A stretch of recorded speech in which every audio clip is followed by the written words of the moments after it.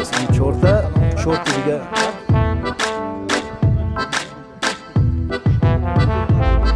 رستم جان همین نان گرفتگیشون خاطر تو تمام میگیره. همین هوا میگیره. اشکای مویا سیر کرد. نه از خوابالی خدا بگیره اصلا خوابای ورزا. گلها را با 6 قطار در فصل بهار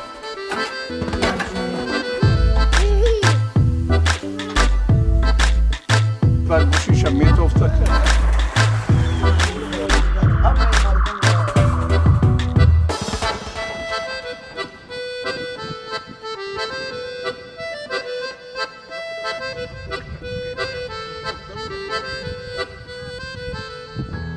درود بر شما و فرخنده باد نوروزی خجستپای. نوروز جشنی است که مربوط به هیچ دین و آیین و باورها نبوده است، اما با گذشت هزار ساله ها به مبدأ اعتقاد و باورها و دینها تبدیل یافته است. رو آوردن به نوروز این رو آوردن به خود انسان است و هممون خوب میدونیم که هر نفری که به نوروز رو میآورد این به خودش رو آورده است. این است مبدأ اصلی جشن نوروز. بیبی جانا یک خبر شنیدتون؟ نه انا همون ملا محمود گذری بالا بود کو؟ میدونتون چی؟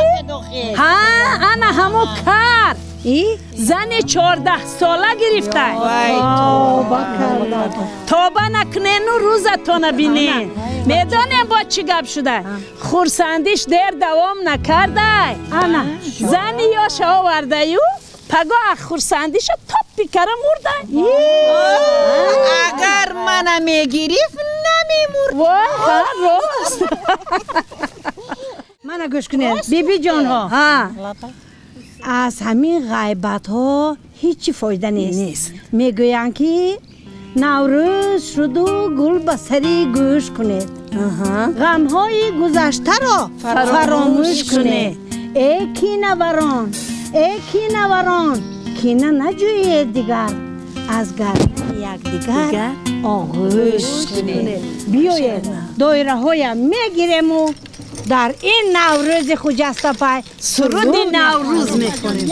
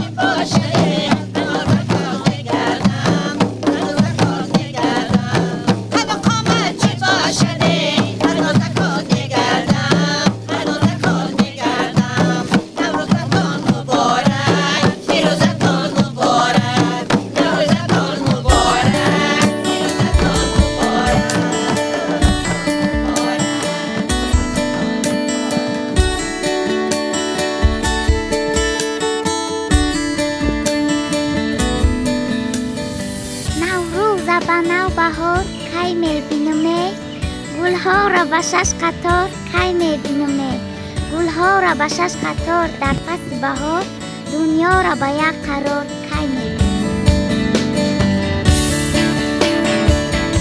بیبی من 113 سال او کلان از همه دههای ما. بیبی من کلان میباشد. وقتی که بهار می آید من گلها را چینده با بیبی هم میبرم و بیبی من بوی کشیده خرسند میشود.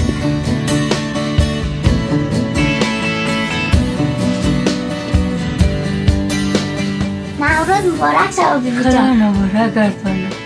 یا کاش نیدم. ای جانش. ای خدا رحمت. برای با وقتی که به طوری ساعت عمری ما رو ببینی. الله اکبر.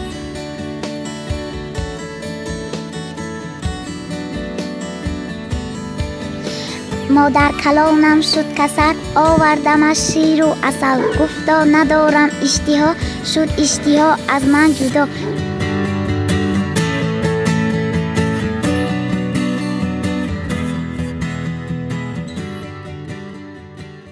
در این محفل که آن را نوروزی خاطره ها گفتیم میخوایم از تاثیرهای نوروز به ذهن مردم بگوییم، نقل روایات و تصورها و برداشت ها کنیم. چون سخن اول را به من دادید میخوام از برداشت خود از نوروز چیزی بگویم. من نوروز را اصلا به خاطر روحیه سازش داشتنش دوست می‌دارم. نوروز این یک روحیه مصالحه و آشتی است و یک رمز دیگرش این علیه کینه و دشمنی میباشد. نوروز با این خصوصیت‌های شاهی جشن است که برای هر یک حکمت زندگی یک مراسم به یادگار مانده است. من هم برای تقویت اندیشه خود که نوروز را جشن سازش گفتم دلیلی میخوام بیاورم. در منطقه جنوب انیقترش در ناحیه فرخار ما مراسمی داریم که آن را آشتی کنان گویند. آدمانی که دوام سال به سبب با هم مناقشه کردن و قهری هستند در این روز در یک کاسه آرد میگیرند و به در خانه به قول رقیب خود میروند آن را پیشنهاد آشتی مینامند. پیش از پیشنهاد آشتی دوگانه ها برای مشورت جمع می شوند. عایشه میان روها را به پیام آشتی به خانه گنجینه می فرستد که چند ماه باز با او گم نمیزد. گونه جانم در نوروزی باید آشتی کنیم که نو و دعوت را یک طرف گذاریم باید آشتی کنیم. نوروزی را یک جای جشن بگیریم. من آشتی کردن نمیخوام. آشتی میکنیم نه سفیدی است. من آشتی میکنم. سفیدی آرد دلالت به حسن نیت در این پیشنهاد دارد و آن کس که این عهدنامه به او پیشنهاد می شود علاج جز قبول آن را ندارد.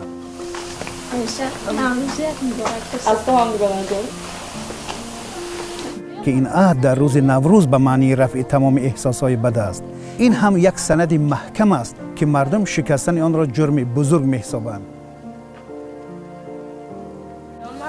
هم دیگر در بین ما که نوع عداوت و جنگ و یک دیگر نفهمی ها باشد. من میخواهم که دوستیمون فقط مثل همین آرد سفید و پاکیزه و به آدایش باشد.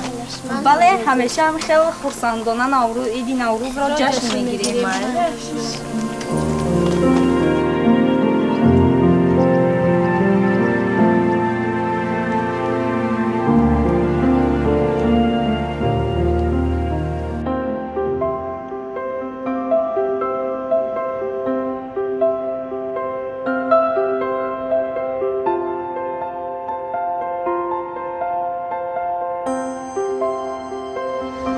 درخت خوشقده الهام گل کرد، در و دیوار سقف و بام گل کرد. برادر جان من میدانی یا نه که در باغ تو هم بادام گل کرد.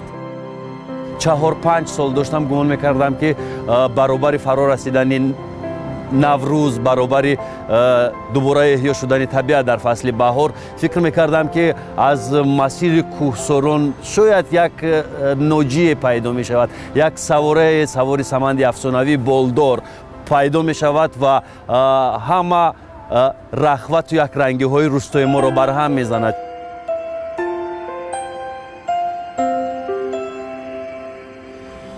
چلیک دنگل زدی، های زو گرفتی، دوید دامنت زین کو گرفتی. برادر جان من آخر کجایی مگر با دیو قربت خو گرفتی؟ من میخواستم که همون یک رنگی های روستا، همون زندگی یک نواخت و تکراری مردم با فرا رسیدن نوروز و بهار از هم بپوشد و ذهن ها دیگر شوند، عقل ها دیگر شوند، فهمیش و درک و مثلا قبول حوادث از جانب مردم دیگر گم شود. بهار آمد، خبرداری نداری؟ کجا هستی در ایام بهاری؟ بیا چون روزهای رفته باره بیجل بازی کنیم در سبزگاری. در باغ ها مجله گل نشر می شود، می ریزدش که ابر به دامان روزگار. ای دوست ای شکوفه امیدهای من، از دور دست خاطره ها می رسد بهار. در باغ ها مجله گل نشر می شود، هرچند هفتوار دل ما پر از غم است. ای دوست ای نتیجه سبز دعای من، با بونه سپید مصاحب شبنم است. در باغ ها مجله گل نشر می شود، در باغ ها مجله گل نشر می شود. هاشا که سبک خنده گل را بلب کنم، از دفتر مجله خوش سبز باغ ها تکرار نشر قصه گل را طلب کنم.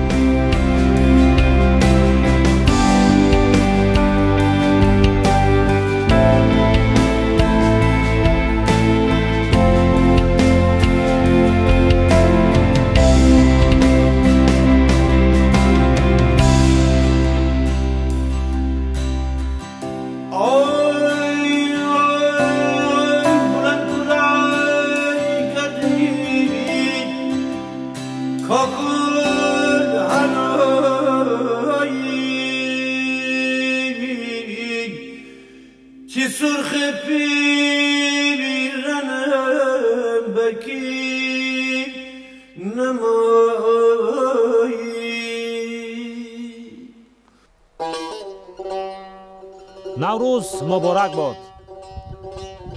بر روایت‌های مربوط به پیدایش نوروز، بعد از آن که شاه جمشید از اهورامزد خدای نیکی وحی گرفت که سال سرد و طولانی خواهد شد، از تخمی رستنی‌ها و نر جانوران در آن جای داد و چون فصل سنگین زمستان طی شد و در مجموع زندگی در روی زمین احیا گردید، به خاطر نجات حیات همان روز رهایی را نوروز نام نهادند و تا امروز جشن میگیرند.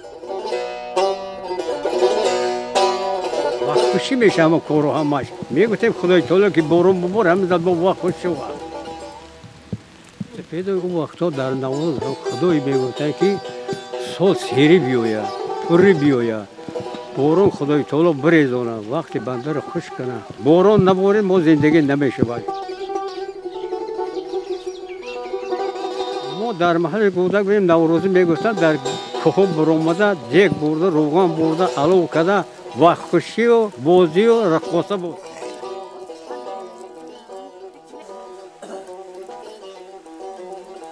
گندم کوبک بود، اوش بود، اوش بریده بود. علو پری در چهارراه بود. در چهارراه علو میکردن، مرد زن میپرید در او. چهارراه اکوی همون نقص نابود میکنن. شاو کشتن بگیرن روزانه نبود کشتنی ما در همین سنتودی ما. شاو علو میکردن، هزم علو بود و همون میدان کشاد بود. همونجا گوشتن میگیرن، خط همونجا بازی رو چیزی. آن پوست کشید در روزانه بود. چیزها روزانه درخت دارم.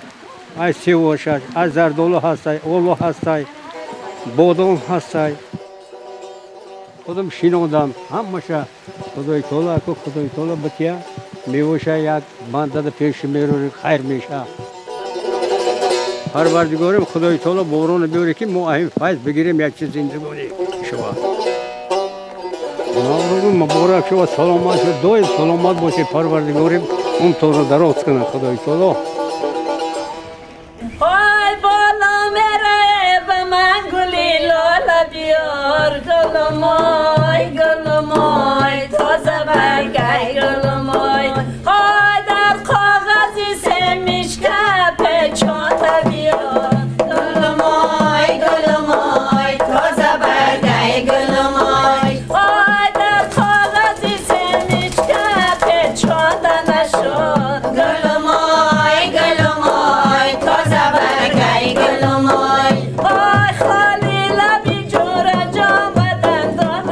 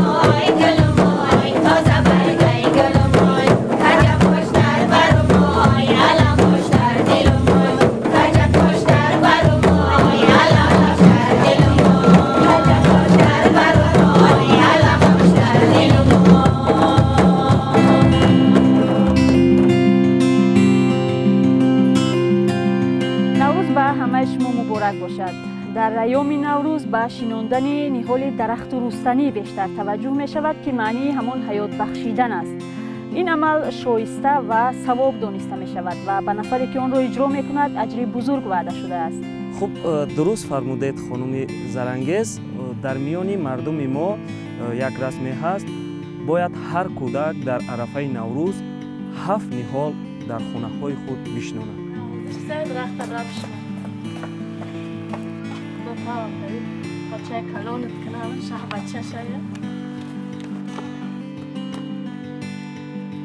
چند گفت که 6 درخت بشینانی بعد شخ بشه کلانشن زن بگیره.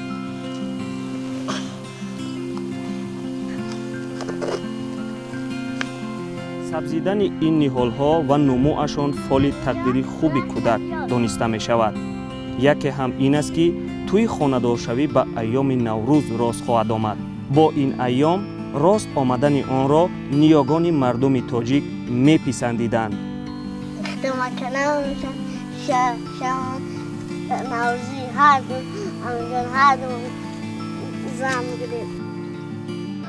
дар боғмон қариб 70 ниҳол дарахт шинодем бо ҳамроҳӣ набирам ки ами ба иди наврӯз дар иди наврӯз ба муроду мақсад бирасанам. то ҳол низ ин анъана риоя мешавад ва ҳар наврас 7 ниҳол мешинонад то аз ин рӯзи муборак аз ҳаёти бахшидани ниҳолҳо ба зиндагии худ баҳра бигирад. вақте ки аруса мегиран ба хонаи шаҳрбача меёран, шаҳрбача аввал аруса ба боғи ниҳолҳоро шинонда чикай ба ҳамҷа ворид мешавад. баъд мурод ҳосил мекунанд ки фарзандои моан ами хел дарахт шинонадам, хел боғ ба самар расонам. чун ниҳоли шинондаи наврас ҳосил дод, меваи онро хушк карда дар рӯзи ҷашни арӯсии ӯ дар табақи онро андохта 7 маротиба давр дода бо ният ба миёни шаҳр мебанданд чун нишонаи зиндагии хубу пурҳосил.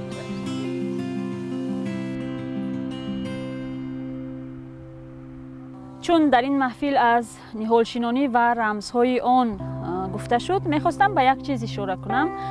мардуми шарқ то ҳол дар ҳошияи ҳамон тасаввурҳои худ ба ҳифзи табиат ташвиқ мешавад ва ба назари ман ҳамин решаҳои эътиқодӣ аст ки табиати моро то ба ҳол ҳифз намуда нумӯи онро nigaҳ медорад. бобои маҳмадулло дар боғчаи хурду навбунёди худ имсол ниҳоли себ шинонд ва бовари ӯ себ ҳам аз гурӯҳи дарахтонест ки барор меорад. дар бораи ин дарахту ривоятҳои зиёд медонад. гузаштаҳо мегуфтанд ки ҳамин ҳар саҳар хеси аз хоб як дона себ бихӯр. себ набоша, як 3 бор себ гуфтааст. ин боғбон аслан кӯшиш кардааст дар боғчаи назди ҳавлии худ дарахтони мевадор шинонад. мегӯяд ин дарахтон хосияти хуб доранд ва инсон бояд талош кунад ки дар баҳор ва то наврӯз ниҳол шинонад. дарахтам ранги фарзанд бурин, ранги кӯдаки майда бурин. инам нигаҳбини талаб мекунад ва хатча ранги фарзанд бурин, инам калон шид ҳосил додан мегирад.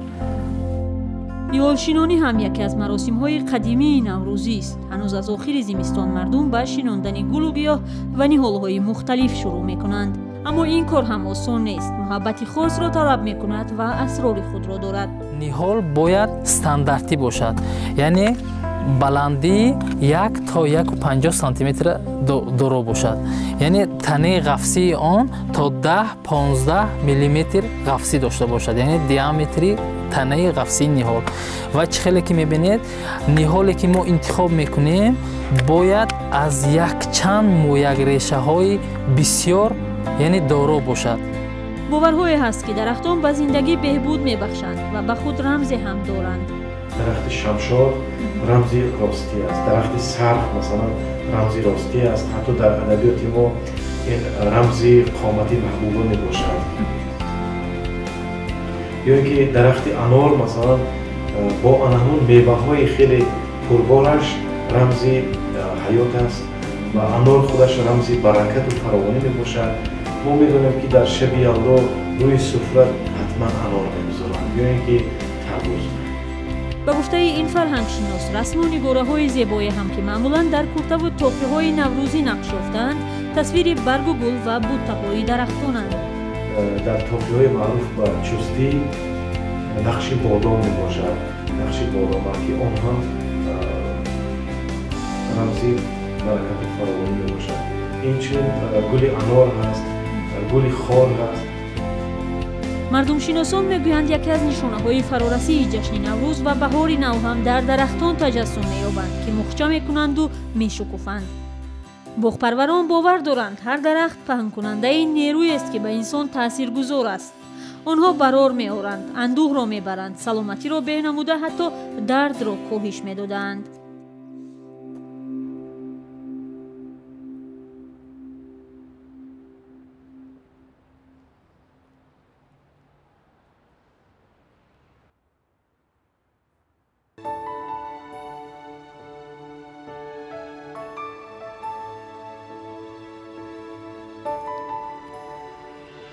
من یاد دارم که در دهه ما در پنجرود مردم در عرفه عید نوروز 3 روز پیشتر به کوه ها می برآمدند، خرمنجه ها می برآمدند. اصلا این 3 روزی که مردم به نوروز رو جشن می گرفتند در دهه ما نوروز زنها و کودکان بود.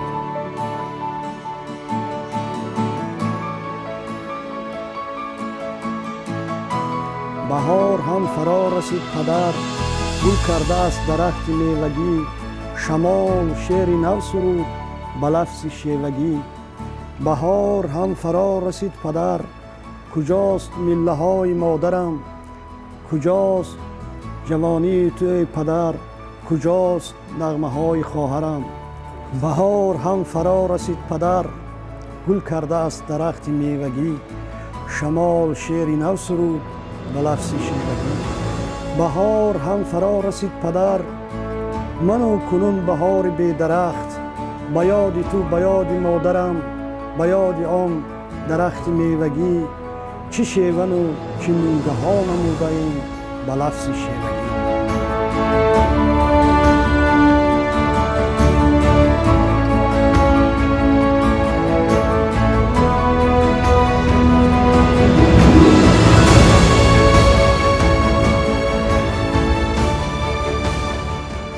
هر یک کودک 1 سال دراز انتظاری میکشید که یک لباسی که تازه میپوشد و به طبیعت میبراید و گلی بایچیچک و سیاهگوش و دیگر چیزها نوروزی میچیند و به مادرش، به خواهرش، به پدرش، به معلمش، به دیگرها تحفه میکند.